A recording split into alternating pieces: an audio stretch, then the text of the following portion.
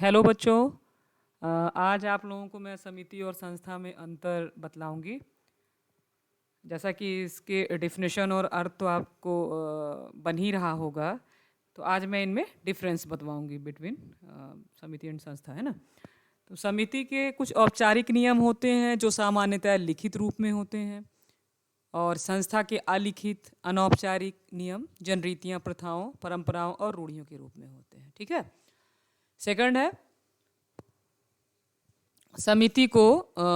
समिति की नियंत्रण शक्ति अपेक्षाकृत कमजोर या शिथिल होती है। ठीक।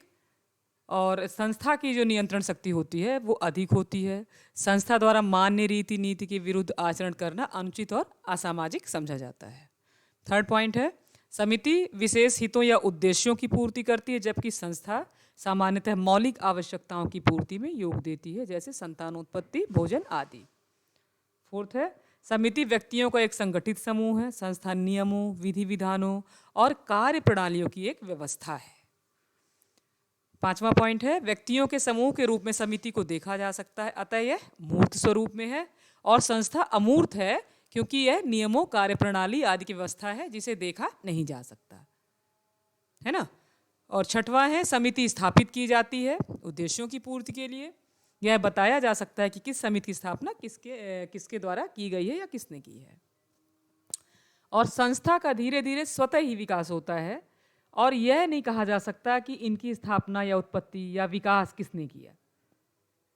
अगला है, समिति अस्थायी होती है जबकि संस्था अपेक्षाकृत स्थायी होती है। नेक्स्ट है, समिति का अपना एक नाम होता है, संस्था का अपना एक प्रतीक चिन्ह होता है, जैसे चर्च का प्रतीक क्रॉस तथा किसी शिक्षण संस्था का जलती हुई मशाल आदि। नेक्स्ट है, समिति व्यक्तिगत हित या कल्याण पर जोर देती है और संस्था सामूहिक कल्याण पर जोर देती है। नेक्स्ट है, हितों की भिन्नता के कारण समितियों के कई प्रकार पाए जाते हैं। समिति के हितों की पूर्ति के लिए किसी न किसी प्रकार की संस्था का होना आवश्यक है, जबकि संस्थाएं विभिन्न समितियों के हितों की पूर्ति हेतु साधन के रूप में काम करती हैं। अतः हम कह सकते हैं कि समिति साध्य और संस्था साधन है। नेक्स्ट है, समिति एक पीढ़ी से दूसरी पीढ़ी को हस्तांतरित नहीं होती, जबकि संस्था एक पीढ़ी से दूसरी पीढ़ी को हस्तांतरित होती है।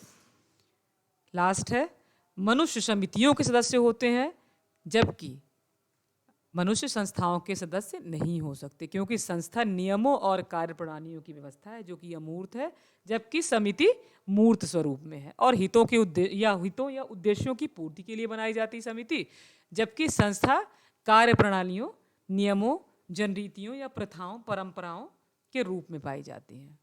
ठीक, दैट्स इट।